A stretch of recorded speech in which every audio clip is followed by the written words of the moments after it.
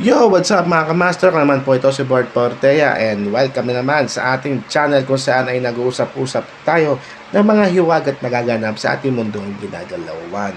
And today's episode ay syempre pag-uusapan natin ang naging adventure natin doon sa Tanay Rizal, sa Daraitan, Tanay Rizal. So itong lugar pala na to mga kamaster ay kilalang kilala sa mga magandang tourist spot, sa mga ilog, lalo na sa ilog kasi itong ilog na to ay masasabing napakalinis. Hindi siya yung ilog doon sa Maynila na alam natin na halos parang estero na to. Balita ko sa sobrang linis pa nga ng tubig dito ay pwede pang inumin. Yan. Kasi nga naman siya ay running water at syempre napakasarap mag-swimming dyan sa Daraitan, Tanay Rizal. So, maraming salamat sa mga nakasama natin dyan sa Team Kalaw dahil syempre tayo lang ay naimbitahan. At syempre, yun na rin, tulong na rin sa kanila yun kasi number one, bago pumunta doon is nag-ambaga din kami. Syempre, yung gasolina, magiging pagkain namin, mga kamaster, ganyan. So, yung naging experience namin doon is very, very okay. Kasi, marami kaming mga nakuwang mga bato doon. Siguro sa mga next episode ay ipapakita ko yung mga bato na aming nakita doon sa Daraitan, mga mutya. Yung mga nakuha ko, honestly, nasabi ko naman sa vlog na yung iba doon ay hindi ko sigurado kung ito ba ay may mga mutya dahil itong mga kasama natin na mga antingero is talagang mga master na yan sa paghahanap ng mga mutya, no? So, ang number one daw is kailangan malaman mo yung lakas ng aura nito. So, syempre tayo ay nagpa-practice pa lang at syempre, sabihin natin kakaunti pa lang ang ating nalalaman pagdating sa mga ganyan na spiritual sa kalikasan. So, well, dahil kahit kakaunti lang yung mga patong nakuha natin ay marami pa rin tayong nakuha, no? Napakadami pa rin tayong mga nakuhang kaalaman at syempre, experience, mga kamaster.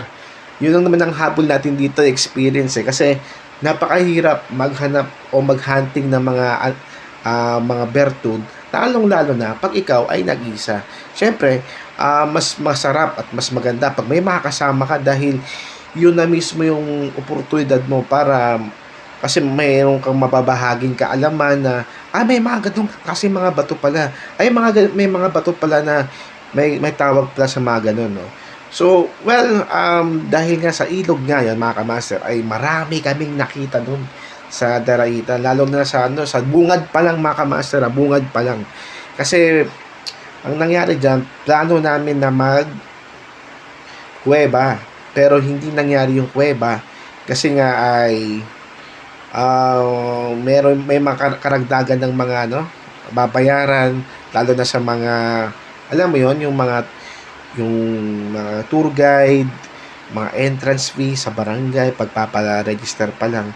So, well, yung mga ganun ay medyo nilibatan namin at pinag-usapan na lang namin na siguro sa mga susunod pang mga adventure ay maaari naming balikan yon. Lalo na yung kuweba. Mga kamasad, gustong-gusto kong puntahan yung kuweba na yun dahil marami akong nababalita ang mga hiwaga doon, no? At sana dito sa channel na to ay mabalikan natin, mga kamaster, yung kuweba na yun. Dahil dun sa kuweba na yun, syempre, may mga hindi naman nakakaalam ng mga ganung kasing bato is may mga bato umo dun na natural. So, napaka-exclusive dun, mga kamaster, na makakakuha tayo ng mga ganung mga ganung klaseng mga natural na bato. At hindi lang basta bato na nakita lang natin sa Kalaw o sa mga tindahan ng mga antingero, kundi aktual na nakita natin sa mga tindahan. So, well, mga kamaster, huwag kayong mag-alala dahil yun nga sabi ko kanina is babalikan namin yung mga ganong mga klaseng lugar. Yung ilog, mas lalo pa natin pupuntahan yung ilog, kuweba. At kung hindi naman sa Tanay Rizal, ay meron pa kami mga pinag-usapan ng mga lugar tulad ng mga sa Banahaw, sa mga syempre marami naman tayong karagatan dyan, no? Mga dagat-dagat, and then sa Tagaytay, anywhere basta na-open na namin yan habang nasa biyahe pa kami sa papuntang Daraitan is napagplano na namin yun nila Kalanchaw, ni G, ni Nash, at yung mga, syempre, yung mga pwede pa namin makasama dyan pagdating sa paghahanti ng mga mutya. So, well, mga kamaster, magandang balita to dahil ito na yung simula ng mga adventure. Ito na yung simula ng mga adventure natin sa paglalakbay at syempre para maunawaan din ng mga ibang mga tao na bago lang sa ganitong klaseng mga usapan na may mga ganun palang mga uri ng mga mutya. Kasi sabihin naman natin na kahit sa ibang bansa is naniniwala naman din sila sa mga power stone, is dito rin pala sa Pilipinas is meron din naman pala.